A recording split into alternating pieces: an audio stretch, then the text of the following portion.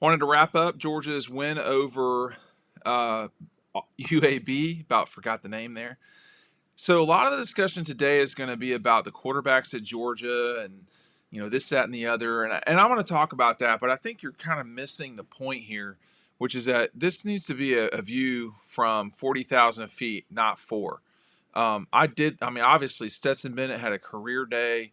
Carson Beck with his really first action today was hot and cold. The pick six was not ideal, but Stetson Bennett, when he first played at Georgia in the Murray State game, I think it was, he had a pick six as well. So a lot of expectations for Carson that were not met. But this is, I don't know why people have to make a flash judgment about one particular game. I mean, if we're talking about one game at the beginning of a season, Grayson Lambert looked like he was going to be an NFL Hall of Famer by the statistics sheet when he played South Carolina. So that's not how this works. I think the number one thing folks need to focus on is the fact that this team, without its starting quarterback, absolutely punched someone in the face today in every aspect of the game, from quarterback to cornerback. The defense, again, with another touchdown, outscoring the opposition's offense. There just was almost nothing to complain about. And this is really reaching here. But if Jack Podnesley does not miss that field goal, I don't know really what there is to say that's bad. The punting was solid. The punt return game was really good. Um, would you like to play Brock Vandegrift more? Would you like to play Carson Beck more? You would. You would also like to win the game. And when someone's in there scoring 5 touchdowns and a half, we're in 2021. It's not 2023 or 2022. And it's time to win right now. You're not winning next year right now. You're getting people ready, but you've got a whole year to get ready for 2022. It's part of it is mind-boggling to me that people at Georgia who are Georgia fans will complain about a 50-point win over a team that is a solid team, maybe not spectacular, and where everything was dominant with the exception of a missed field goal and perhaps a run game. Okay? But they were stacking up to stop the run and got blistered on the pass. People complain about it's been 40 years since this, winning the national championship and all that stuff. This was as good a Georgia performance as we've seen in a long time. It was completely every single thing. You're talking about the defense, dominant. The offense, dominant. Special teams, dominant.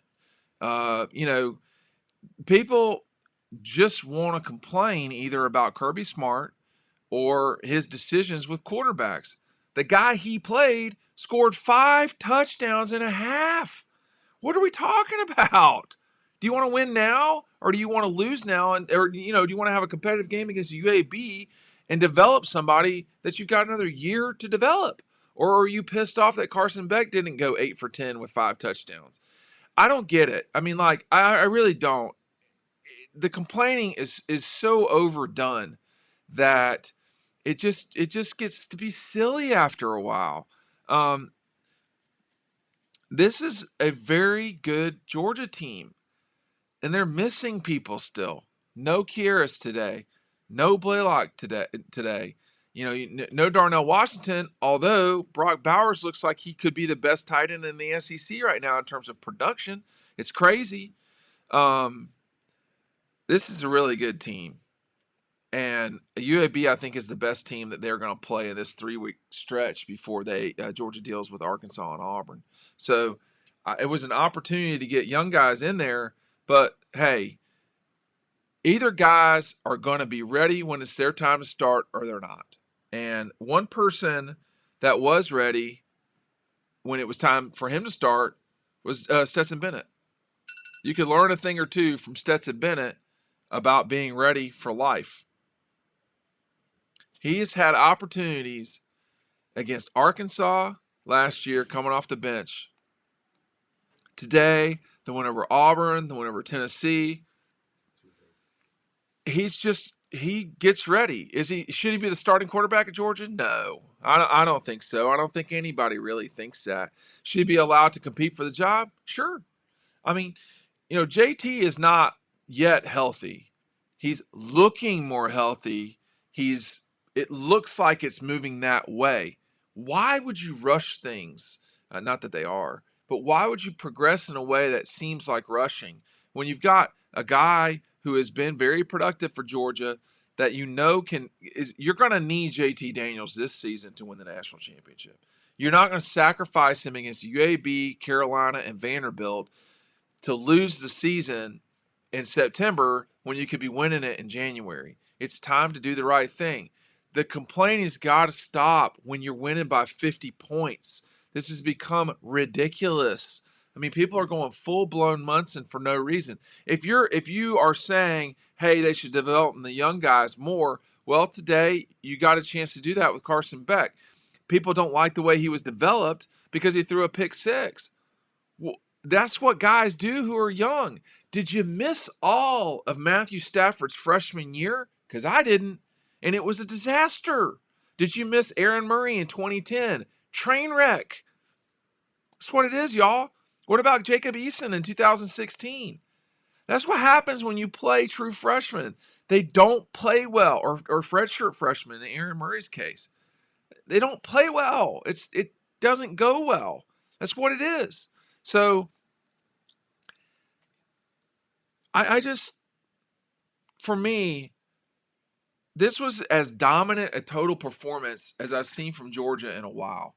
You're talking about a team that everything, no matter where they are on defense, they're where they're supposed to be. The pass interference call today, one call I think it was, that was, they just missed that call. The officials missed that call, but the pick six, for Georgia, another touchdown by the defense. You can't run on them hardly at all. There were some times today when they ran, but this is another day where the other team didn't have 200 yards. Did Cincinnati have 200 yards against Georgia, Matt? Maybe. Yeah, it's not. It's been a while. It's been, I think, since the Gators that Georgia's given up. Someone can check me on this, okay? Giving up 400 yards, okay? I think State had quite a bit of yardage passing, but in these last few games, 3 or 4, I don't think the other team's been over 300 yards. I mean, the last 2 definitely not. So we're living where we're living now. The offense, it's hard to complain when we're up 35-0 or whatever the score was at the half. The defense it doesn't seem like people can move the ball on them. And when there was a major test a week ago and you pass it. And then you come home today in Athens and it's not good enough for some people. And you're like, hey, people are just figuring out ways to be miserable when this is one of the best teams in the country, if not the best team in the country. I mean, Alabama looked fine today. It wasn't unbelievable. So that right now, it seems to me, you want to check those, Matt? It seems to me that, you've got Georgia and Alabama. They both look completely dominant. And then you've got, I don't know, what seems like a pretty decent gap. Maybe Oregon. Florida State losing. Notre Dame struggling with Toledo. Clemson losing last week. This was a good week for Clemson because of Ohio State losing. Cincinnati now is going to really need teams like Notre Dame to. I mean, Illinois sucks. I mean, Indiana sucks. So there's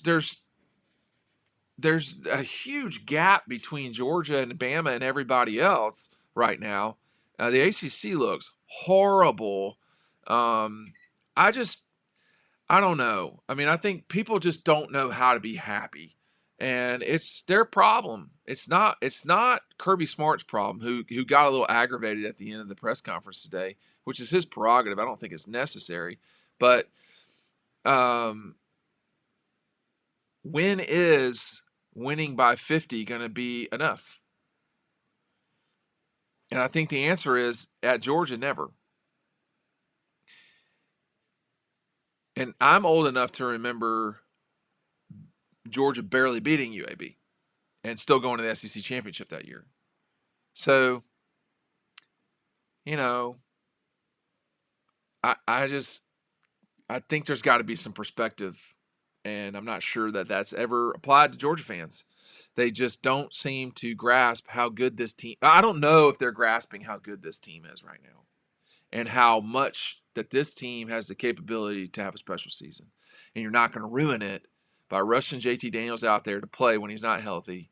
You're not going to risk it with Carson Beck, who has no experience playing at all, when you have a guy who has started and won SEC football games for you in Stetson Bennett.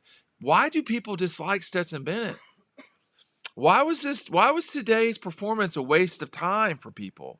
What is going on with the negativity? The guy has just come in and tried to kick ass for Georgia his entire being. Why do people dislike him for that? Or why is Stetson's performance, or why is Stetson's effort less important than Mikal Sherman's or Keely Ringo's or Brock Bowers? That's the question.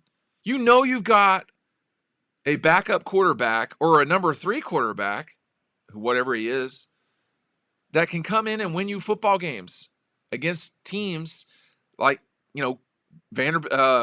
Tennessee and Auburn last year, and Kentucky and whoever else they played, So in Arkansas, so you can totally do that. But people just get fixated in their brain about a particular thing, and they will not let it go. That's what we saw today. It's too bad, but Georgia rolls on. Dogs on top again. We'll see you next week when Georgia takes on Carolina.